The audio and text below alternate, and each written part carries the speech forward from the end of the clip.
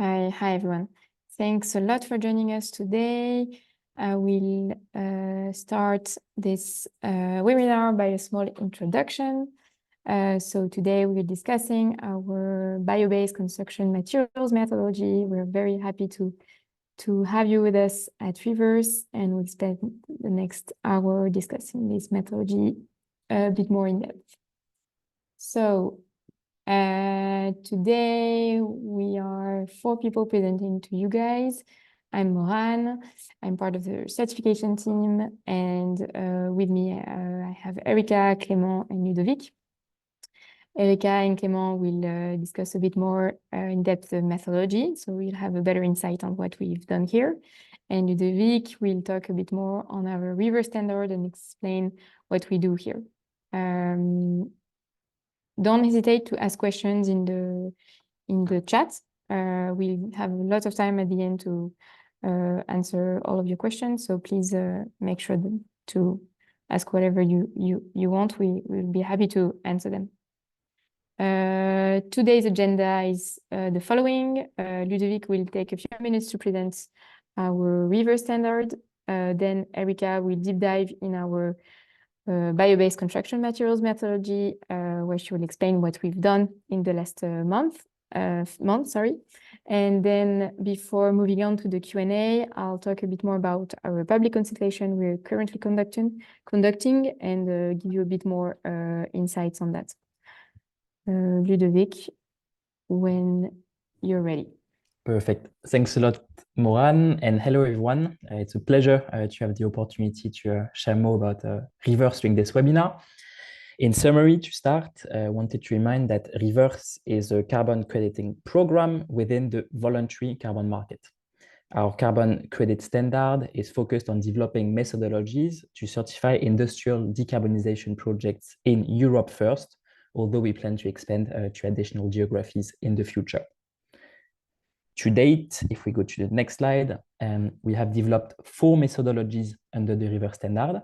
So the one on bio-based construction materials that we will discuss today.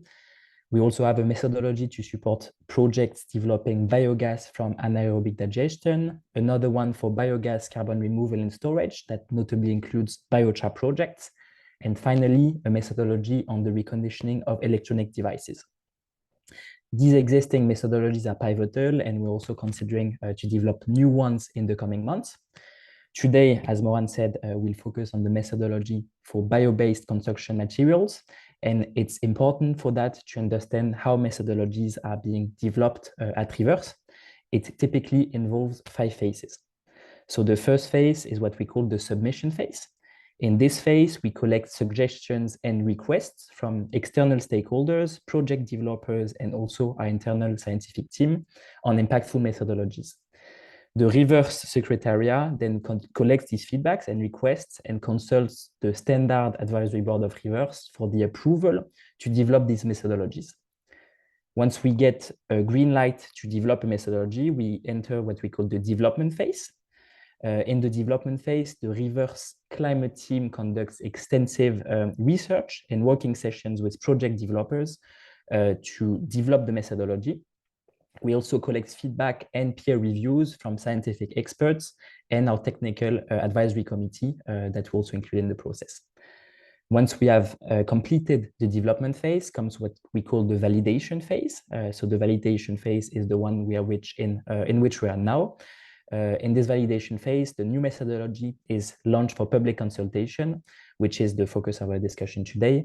This is a phase that is crucial to bulletproof the methodology through external feedback and reviews to enhance the quality of the methodology that we develop. So we'd like to thank you really warmly for participating in that process that is really important to us. And once we've validated the validation phase, we enter the last phase that is the final approval.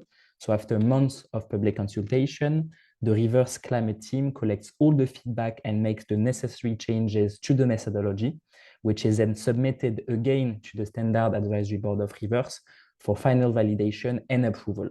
And once the methodology is approved, it can be used under the Riverse standard to certify projects and issue credits. It's also worth noticing that once developed, methodologies undergo a continuous improvement process by the Riverse climate team to align as closely as possible with scientific advancements. And we have at least one revision of the methodology per year. For those that are interested in the detailed procedure for developing methodologies, all the information is highlighted on the website of Riverse. If you go in the standard governance section, you'll have the methodology procedure. We put the screenshot on the right. And yeah, last but not least, before I pass the floor to Erika, I just want to share that so far 33 projects have been certified under the Riverse standard in the recent months. We are totaling close to 90,000 verified credits issued under the Riverse standard.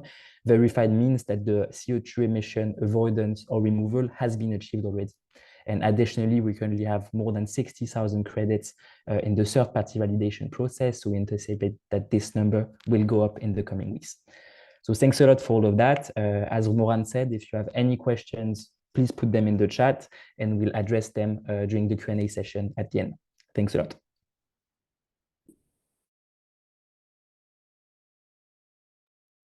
Thank you, Ludo. Erika, I'll let you go.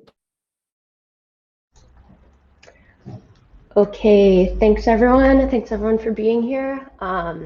Yeah, I'm Erika. I work on the climate team here at Riverse and have done a lot of work developing this methodology. It's been in development for over a year now. We've already used it to verify credits for several projects. Right now, as it's been said, we're in the revision phase, so ready to release the version 2.0 of this methodology. We've come up with these revisions largely thanks to consultation with outside experts, with scientists and researchers, with project developers, and lots of research done internally on our side in the climate team. So we're excited to share these changes with you. First, a little introduction to the methodology. So why are we interested in bio-based construction materials? Well, first, it's known that buildings are a huge source of greenhouse gas emissions, contributing to about 20% of emissions globally. And this comes from, on the one hand, emissions during the use phase of buildings, like when they use energy. But a large part of this comes from embodied emissions, where embodied emissions are emissions from basically manufacturing or producing the materials that are embedded in buildings.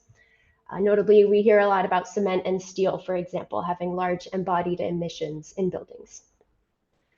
So bio-based construction materials are an interesting alternative here because they can have lower greenhouse gas emissions, especially because they can store renewable biogenic carbon over long periods of time. And they can have less energy intensive manufacturing processes compared to these conventional materials. So the eligible technologies for our Riverse bio-based methodology are two types of projects, or two types of project developers. On the one hand, we can certify emissions for bio-based material manufacturers.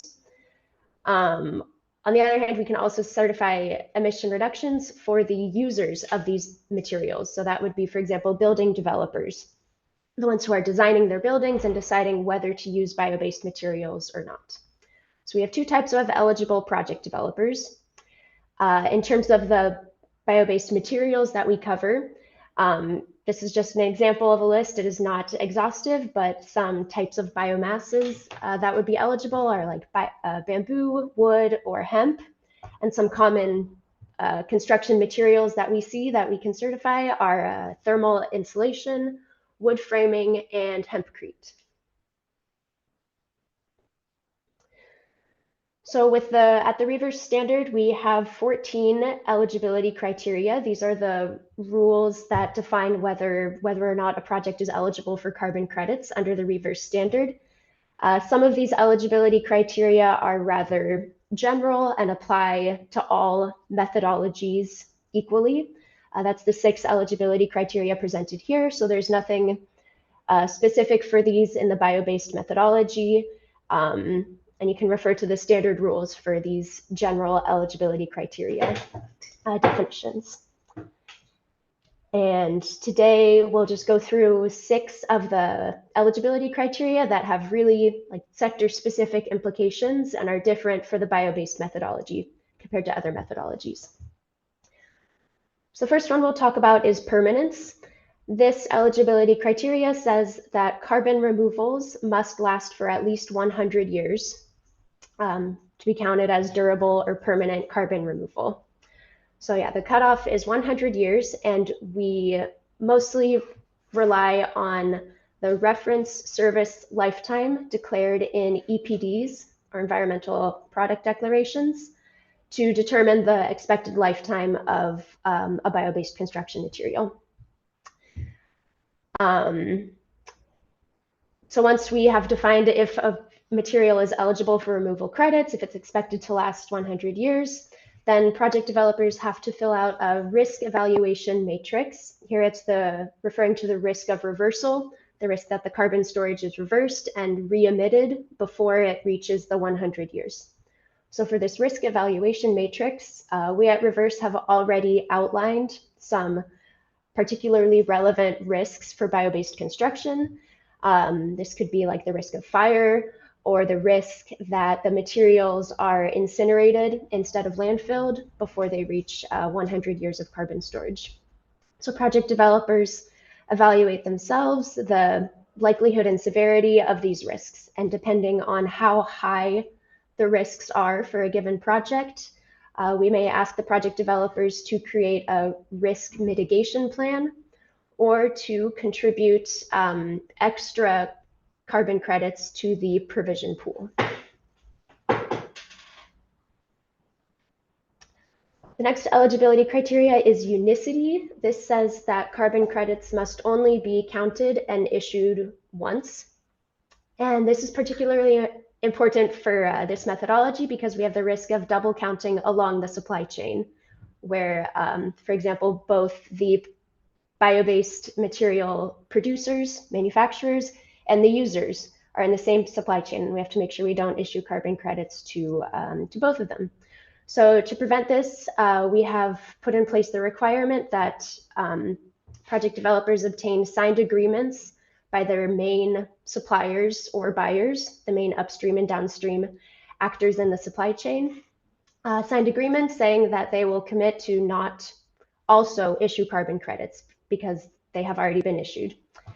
Additionally, we require project developers to create some kind of communication on the fact that carbon credits have already been issued for their products or for the building through, for example, packaging, marketing materials, or sales contracts.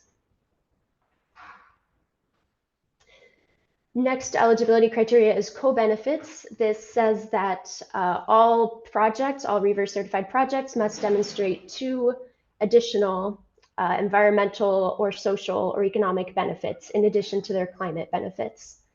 So here in the bio-based methodology, in the main document, we have outlined some particularly relevant co-benefits that are commonly provided by this type of project. These can be, for example, if the manufacturing process uses less energy, if it's less energy intensive, or if the bio-based material is based on waste biomass or byproducts and is using upcycling and recycling to reuse the waste. Next eligibility criteria is substitution. This says that the materials that the bio-based product claims to avoid or replace must be like realistic and valid substitutes. So yeah, it says when we define the baseline scenario or the baseline material that the project replaces, we have to check lots of criteria to make sure that it's a valid substitute. So some of the criteria that we have to check for bio-based materials are, of course, the function of the product, what it does, the service lifetime, the performance, and here we're talking about like technical performance characteristics such as, for example, thermal insulation capacity. And lastly, the price point or the quality of that material.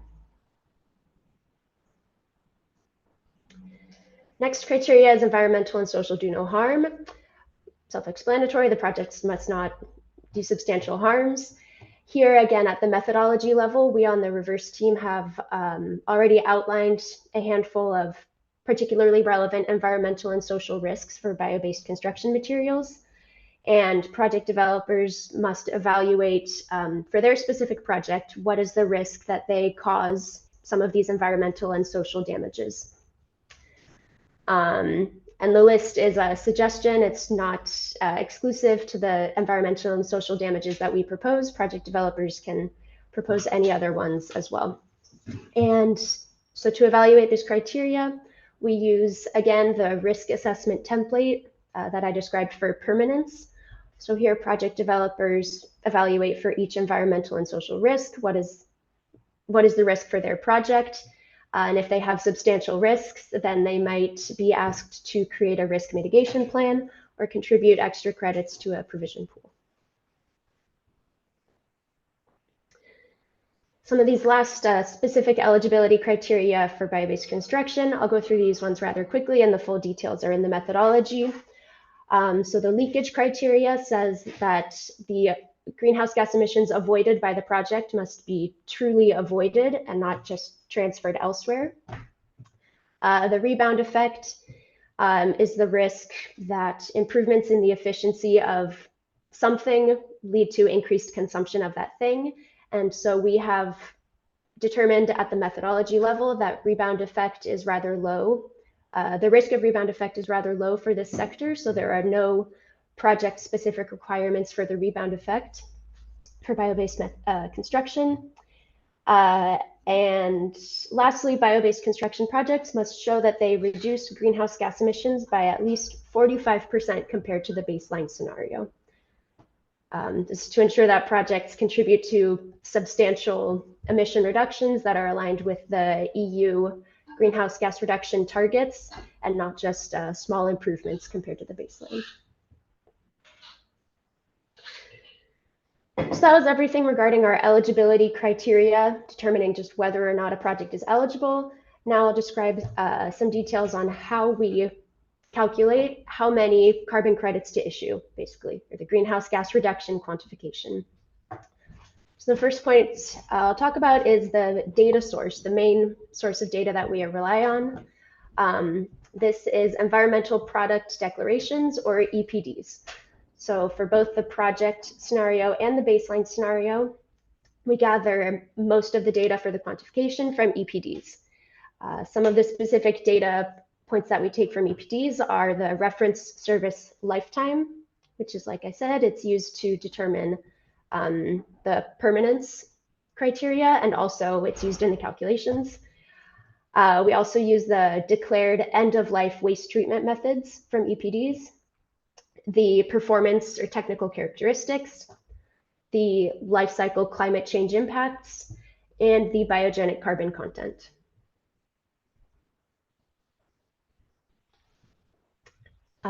So as you probably know, in order to issue carbon credits, we use a comparative life cycle assessment where we compare the emissions or removals of the project scenario from the bio-based material.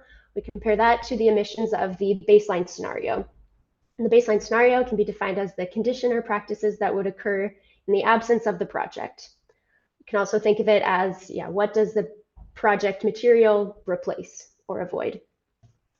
And here there are several considerations in determining what is the baseline scenario, what is the avoided material or product. So at the highest level, we have to determine what is the product type that is replaced by the project material. So this could be, it's rather generic, and it could be, for example, thermal insulation.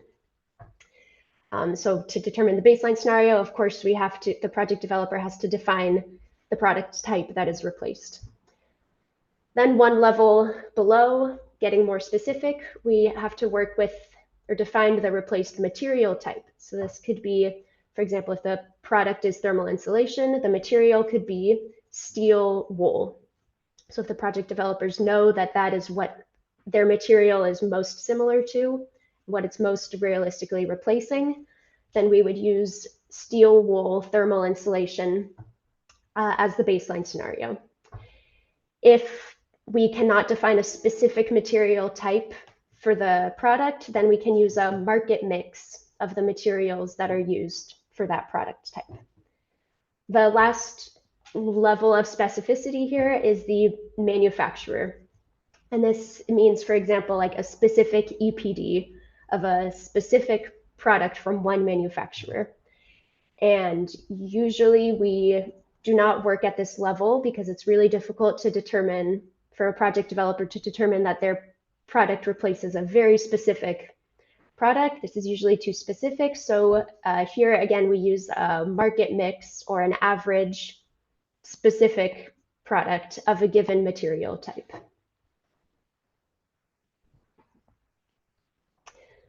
So now for the system boundary, meaning what do we include in our greenhouse gas emission quantifications. We have a rather large and comprehensive system boundary. It's cradle to grave plus benefits beyond the system boundaries.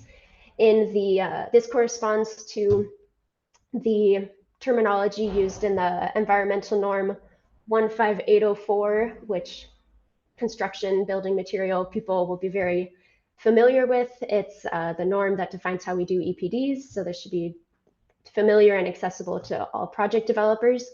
And so according to their terminology, we use the scope of modules A through D, which again is a cradle to grave plus module D. And this information, the greenhouse gas emissions for each life cycle stage, we take from the EPDs.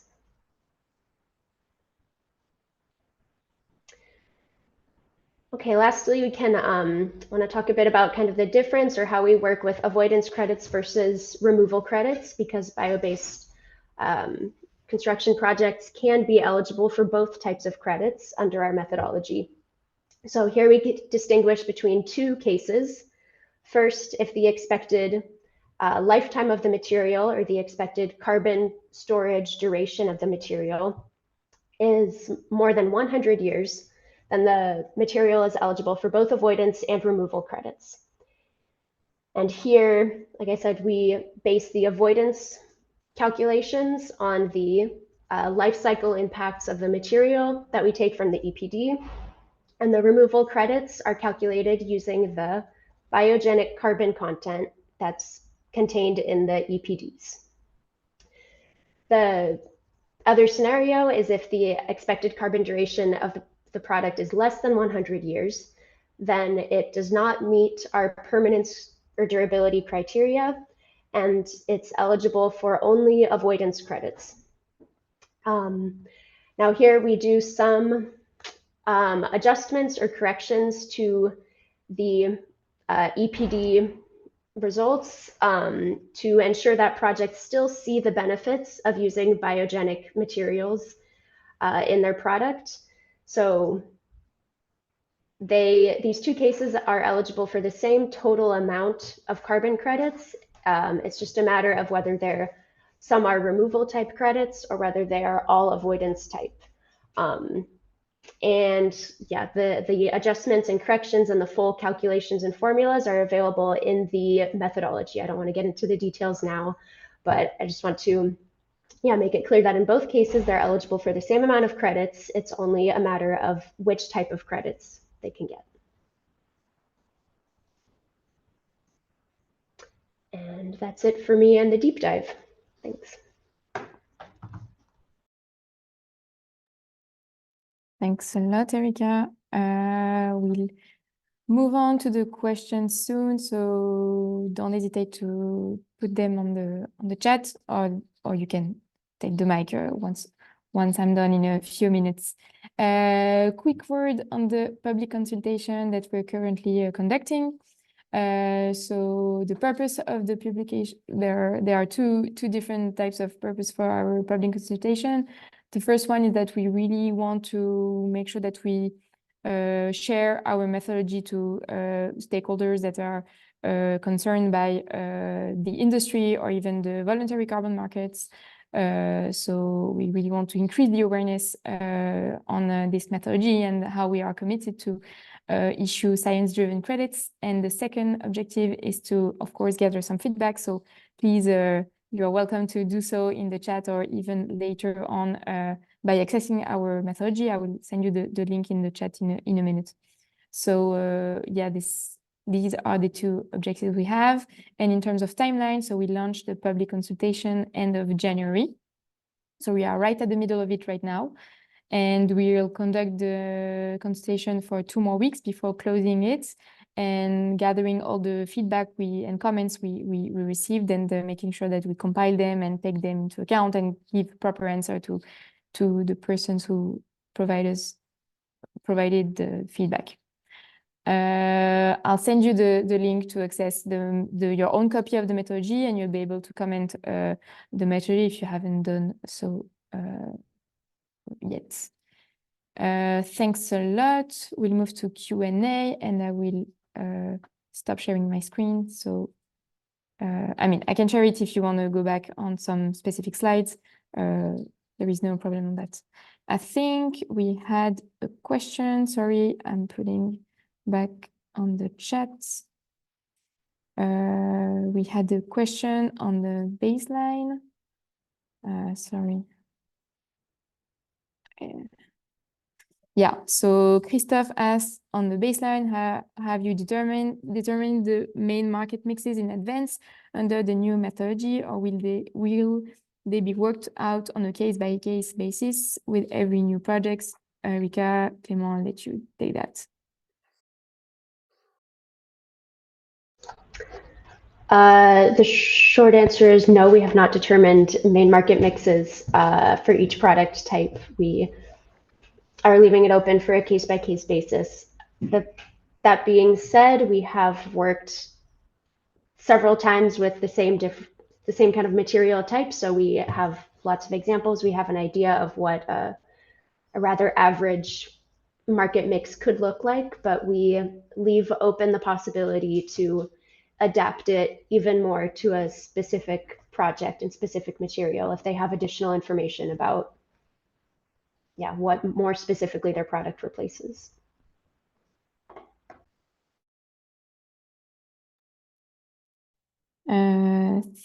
Thanks, Erika. Christophe, if you want to reply to that, don't hesitate to do so. And Simon, yes, please go ahead. Hi, everyone. I had 2 questions. The first one, I asked it on the public consultation, but maybe I can ask it there once again. My question is, why did you choose to separate short-term removals and classify them as avoided emissions? And aren't you afraid that it might be confusing for people to have avoided emissions, long-term removals, and avoided emissions that are basically short-term removals? This is my first question. Yeah, so first, why did we do that? Because we wanted to be really clear with a permanence horizon of 100 years. After digging into the research and what climate scientists are saying and recommending, it became clear that 100 years is like a minimum threshold. So we needed to set that as our threshold and then come up with a mechanism to still allow for the short-term removals to be counted, but not counted explicitly as removal credits. Okay. And my second question, if I may, do you allow for system expansion? Because as far as I know, we can have some bio-based construction materials that are, for example, load-bearing and providing some forms of insulation. And can I take that into account in my, for example, if I'm using, I don't know, hood-based bricks, it's a load-bearing structure, but it's also going to provide some insulation, maybe not enough, so I will have to complement it, but it's already something. Can I have this notion of system extension and say my functional unit is, well, those 2 functions? Is it possible in the methodology? I don't know if I was clear. Yeah, you are. Yeah, we have not, so simple answer, we have not explicitly allowed for that or not allowed for that in the methodology. It would be something we would decide on a case-by-case basis. It would ultimately come down to if the project developer can prove that their material is a realistic and valid substitute for two products. Like if in reality it would really, if we imagine integrating the material into a building, would it really allow for not using two different products, or is it just we can realistically avoid one product and then it provides some co-benefits of like extra insulation, for example, which I think would be rather hard to prove that it avoids both materials. Yeah, maybe to complement, hi everyone, this is Clément from Riverse. There to complement on this one, so what we've seen in the past, this kind of project is that if the element is like part of, or it cannot be really used like by itself, it has to be like a part of a complex system, then the assessment will take into account the whole system and just, with the element inside. We really have to make sure that the functional units are the same in the baseline and the project scenario. So that's why we will take into account the whole system.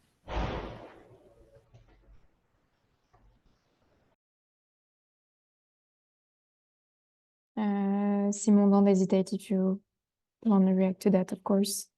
Thank you guys for your answer. René, please, yeah, sure, go ahead. Hi, I have a question from an investor's perspective. So if we buy the carbon credits of like a manufacturer of some building material, they will sell their product elsewhere.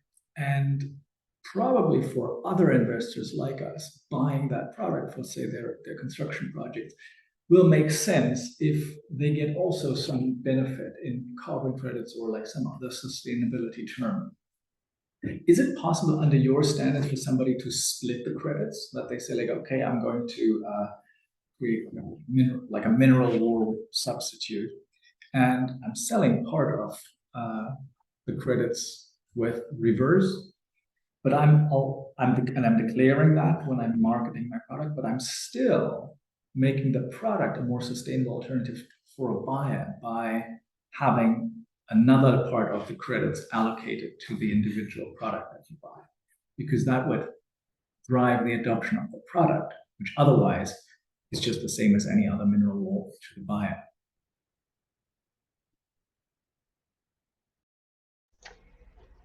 Yeah, this is a tough topic that we worked on a lot, so specifically with this methodology revision.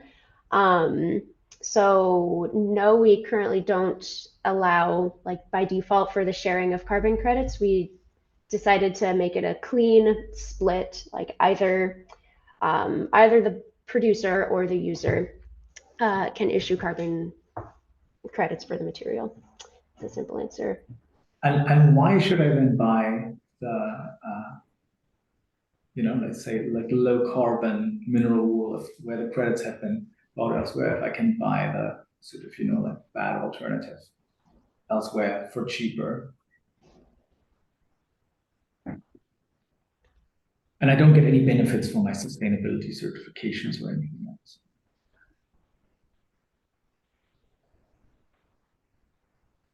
Clément, you take it or should I take it?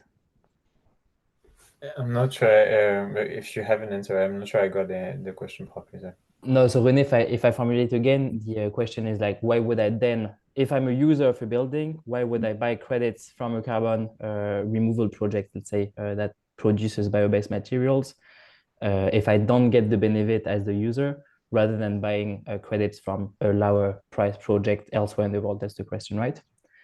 No, I think the question is, why don't I, so I have a building, okay? I am buying like something to offset my emissions, whatever. But also I have to buy some insulating material, right? So I buy either like say mineral wool with a bad, that's not CO2 neutral, or I buy sustainable, really good like insulating material that's been certified by you guys. Somebody else has gotten the carbon benefits of that wool, correct? Right. So for me, there's no difference buying these two products. However, one will be much more expensive, which is the one that's sustainable, most likely. So why would I buy that? Because I would buy it. Like probably I would just buy all of it in, like slightly more sustainable because it's a nice marketing story. If I can get some benefit out of it, a minor carbon credit is somehow better, and that's what I'm asking. Like why should why should anyone buy like a sustainable insulating material if they can't participate in the benefit at all? It's just maybe to clarify, there's like two separate accountings. Like it's not because a product has been associated with issued credits that the benefit is removed from the product accountings, carbon accountings. Like these are like two separate accountings. You have the carbon accountings of the building itself, and the carbon credit with the voluntary carbon market contribution. These are like really two separate. But like, wouldn't that be double counting? Like, where do I count? Yeah, this is double counting according to contribution with the contribution aspects. It's not because you issued a credit upon a given product that you associated a ton of CO2 emissions or a ton of more emissions. So it's like really like you have like two accountings that are completely separated. You have the carbon accountings or at the corporate level or at the building level. And on the other end, you have the carbon contribution, which is the carbon credits and the voluntary carbon market that contributes to the financing of the project. In this case, it's a carbon project that produce elements, but it's not because they're issuing credits that they are retrieved with the benefits that they're having.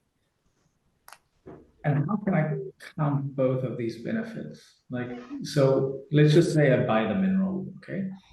Or like, sorry, the sustainable insulating material. And I'm buying the credits. And I'm also buying the credit, right? So I'm buying the credit to like offset something else in my building. What's the benefit from the insulating material that I get? The insulating materials like enable you to have a lower carbon emission in total for your building on one end, and on the other end you have a great contribution to the project with a carbon finance. But once again, offsetting do not exist. It has not yet been defined by any mechanism, or like there's like no, you cannot offset your emissions. You have your emissions, direct emissions that are counted with the rules, the ISO rules, and on the other end you have your carbon contribution, or like your contribution with your other financing mechanism. Carbon credits is one of them. That's really the approach. It's the European approach saying that there is like no offsetting rules, and you cannot really offset your emissions, but you can say you have two accountings, and if you want to contribute to the environment and to the net zero strategy, then you have like the same at the same level, but they are like two separate accountings. Okay, and is the, let's say, the sustainable insulation material, is that because I need to like account for all of that in a life cycle analysis of my building, right? Like, so I need to just say like, okay, does this have a lower emissions footprint to start with, even like separate? Yeah, of course they have a lower carbon emission footprint. Otherwise, we wouldn't be able to issue carbon credits from them. But is all of that low footprint captured by your credits? Or not? The carbon credit, it's a on-top mechanism that enables the financing of the project itself. Okay. It doesn't apply to, it doesn't affect the carbon assessment of the product. Okay. And where do then the benefits come from? Like, don't they? I mean, I don't want to take up everybody's airtime. So, if you want to take this bilateral, that's also fine by me. Yeah, what I was suggesting, if you want, René, what we could do is follow up in a call. I'll reach out to you, and then we can rediscuss that if you want any more details. If that's it. That's great. I'll share in the slide in the discussion a link for carbon neutral product that has been recently banned by EU. Basically, that's like kind of the foundation of why we have to separate accounting.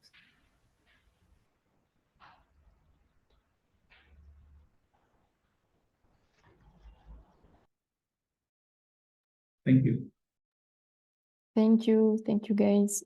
There is a question from Alban in the chat, so I will read it for everyone. What is the minimum project size, maybe in overall budget or square meters, that makes the generation of carbon credits worth it? Or in other words, what types of construction projects are the sweet spot for generating substantial carbon credits? Erika, Clément, I'll let you go. Yeah, at the Riverse standard level, we have one of the eligibility criteria is the minimum reductions requirement that says that the project must generate at least 1,000 carbon credits over a 5-year period. So that's our hard cutoff threshold. Then in terms of translating that to project size, budget, square meters, it's hard to generalize that. It depends on the project. We have some kind of benchmark numbers for different product types. So we could definitely like do an estimate for a given project if they're not sure if they're large enough. But the strict cutoff is 1,000 tons of CO2 equivalent avoided or removed over 5 years.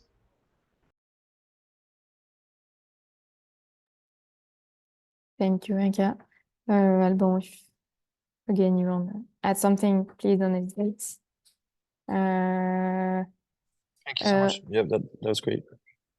Sure, no problem. Clément sent a message in the chat, Ronnie, if you want to take a look. Do we have other questions? Yeah, Ricardo, go ahead. Thank you very much. Hi, everybody. Thank you for this presentation. I really like that you're trying to connect the EPD with the carbon credits. I think has been like a huge missing connection in the market. And I also myself had many questions, such as Renee pointed out about this double counting on a project level. And so I think for me, I still have some question about this double counting. So if I have an EPD that claims a carbon negative material, plus I can sell also the carbon credit to like a project, don't I end up with a double counting? But before of that one, actually, my first question is actually about the EPD itself, because at my knowledge, it's not possible to have a EPD if we consider the full cycle, so also D, so end of life, that has a negative potential. And so from my understanding, you take the whole EPD, so the GWP that comes from the whole EPD, and that it's going to be zero, not negative. So how do you actually account for the negative potential to compare to the baseline scenario? Maybe let me clarify. We're not looking for negative greenhouse gas emissions at the EPD level of a product. It's fine if it's not negative. It just has to have less emissions than the baseline product. Okay, and the carbon credit then is the difference between the two EPDs. Okay. Exactly. Yeah. Okay.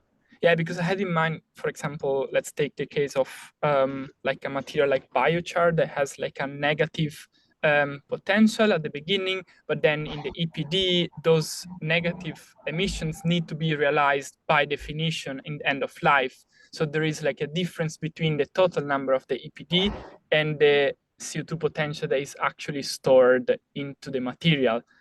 And therefore, let's say if I were to certify based on this one, I can only certify it for the final number. So I miss actually part of the potential, isn't it? I don't know if it's clear. Yeah. Okay. Yeah. Yeah. So we take, we take the whole EPD impact, and if it's negative or not, that's okay. We compare it to the baseline scenario. We do, like I said, we do some adjustment to kind of separate out or parse out the removal benefits to know how many removal credits to issue versus the avoidance credits.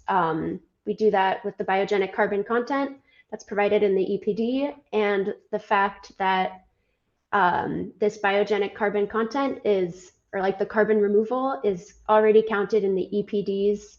I don't want to get too technical, so I'll just be very brief, but it accounted in the EPDs in the module A in the production phase. That's where you have the carbon in, and then at the end of life, EPDs count the carbon out. Yeah. So that's where we, do some modifications and some conversions to move things around and parse out the removal credits. That makes sense. Okay, thank you very much. Yeah, you're welcome. And again, details and like useful, nice little figures are available in the methodology document if you want more clarification.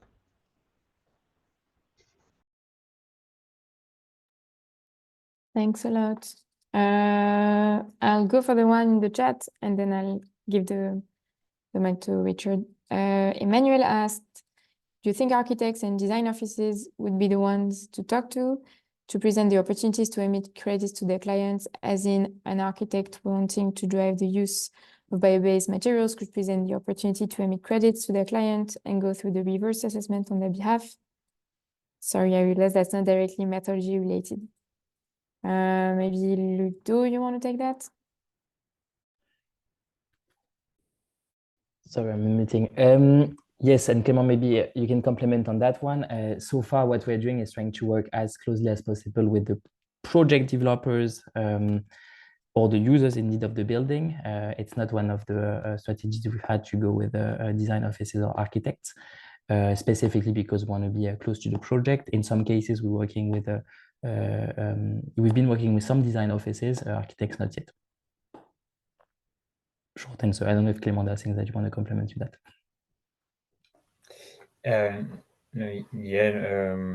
Just like as it was presented in the methodology, we can work with two types of projects, either the projects that are producing the materials or the project at the construction level. So here that would be the construction level. It's just like we have different requirements when it comes to unicity for each of these type of projects, and there's a higher traceability that is expected on this kind of project to make sure that we're not double counting here. Thank you. And Richard, you can go ahead, of course. Cool. Thanks very much. Thanks for the presentation. Quick question on the sort of additionality. With so many industries, specifically within construction, looking at reducing their carbon kind of across the supply chain, particularly in line with planned SBTs, etc., how does this standard essentially keep up with those baselines? Are you monitoring them against, for example, the specific material, for example, something like concrete or something else, how that footprint might change over time?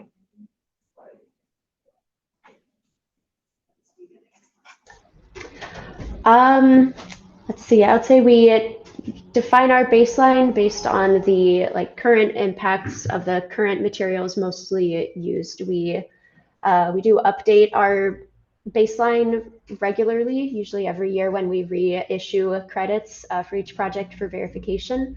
So as frequently as average DPDs are made available, we will update the baseline to reflect the most common or most realistic avoided product. But we do not, for example, calculate avoided emissions based on planned emission reductions for concrete products years from now. It's based on the emissions of concrete being produced now. Cool. But there's kind of an expectation of diminishing returns in quite, I guess, a short time horizon for some of these products. This is also why at the standard level, what we do is that we only certify project over 5 years in order to be to make it mandatory for every project to go through the whole process again every 5 years, because of these decarbonization solution might be driven on some trends. Hopefully that gets us there faster to decarbonize well. Yeah, cool. That's really interesting. Thanks. And just a quick question on the demand side. Are you seeing, considerable demand for these credits in the market from anyone who's sort of bringing these projects up for sale? And what sort of prices have you been seeing?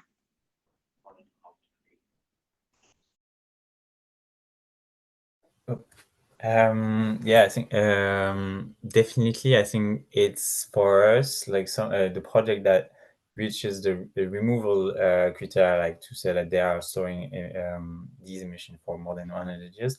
It's kind of it's really interesting for our buyers that are looking for removals and like cheap, like not cheap, but less expensive than what you can find on other type of technology so far. So yes, it's easier to integrate these removals into like existing corporate strategies. Yeah, definitely. Cool. And in terms of prices, it ranges around between around 50 euros, I think. Nice. And in terms of, I guess, sort of recognition, I know that the on-value chain mitigation, etc., hasn't quite been published, but is your expectation that these would be able to count towards SBTs, for example? Yeah, definitely. The standard we're building aim to like align with the SBTI, notably and other GHG accountings.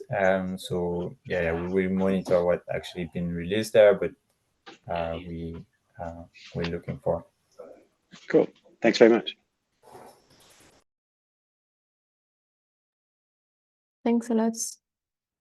And do we have other questions? We're coming close to the end of the webinar, but if you guys still have things you want to ask to the team.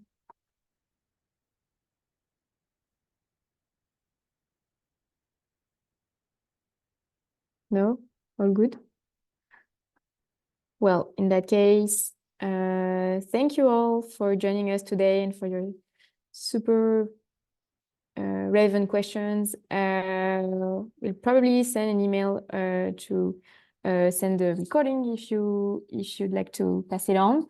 And don't hesitate to comment directly and access the Google Doc file where you can comment directly and provide some specific feedback. I put the link on the chat, and we can provide it through email again. And of course, you can follow us on LinkedIn, where we'll share again the follow-up on the public consultation. Thanks a lot, everyone. Have a very good day. Thank you. Thank you. Thank you. Bye. Thanks. Bye. Thanks.